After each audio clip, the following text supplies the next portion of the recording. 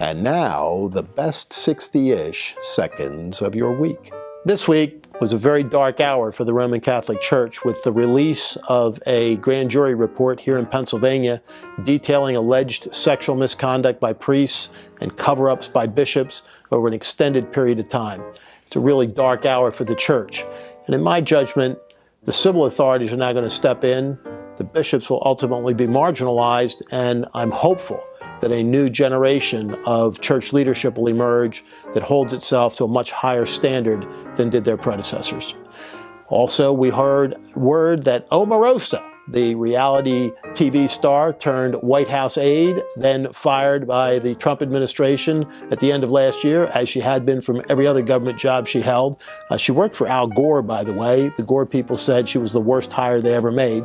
Then she got into reality television and took it to a different level. Now she's trying to sell books, and she comes out with some salacious tapes which purportedly have General Kelly firing her and other things. You've got to wonder why she wanted to release those tapes, other than to generate publicity for herself, continue her 15 minutes of fame, and sell a few books along the way. There's almost always dollar signs attached to all this. And who helps her out?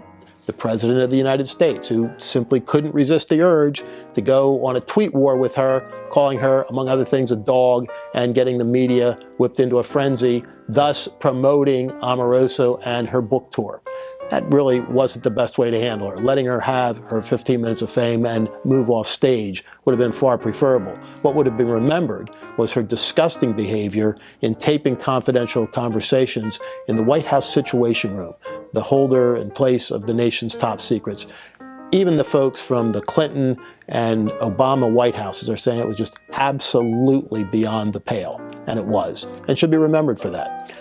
Also this week, we had some firings. Peter Strzok goes, John Brennan gets his security clearance pulled, and who knows who's next? I mean, Brennan, look, this guy is somebody that admits not being in favor of a socialist candidate for president, but voting for a communist. Gus Hall, the head of the Communist Party USA, was his candidate of preference.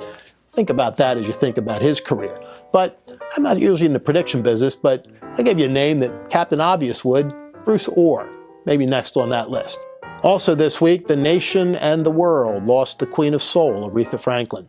She began singing as a little girl in her church and then took her remarkable talents to the world stage, earning in the process the Presidential Medal of Freedom from George Bush, the nation's highest civilian award, and induction into the Rock and Roll Hall of Fame as the first woman so honored. At the end of her life, she ended up back at that same church, providing incredible help in a very quiet way for those parishioners there through her philanthropic efforts. May she rest in peace, and may light perpetual shine upon her. And so for now, that's the best 60-ish seconds of your week.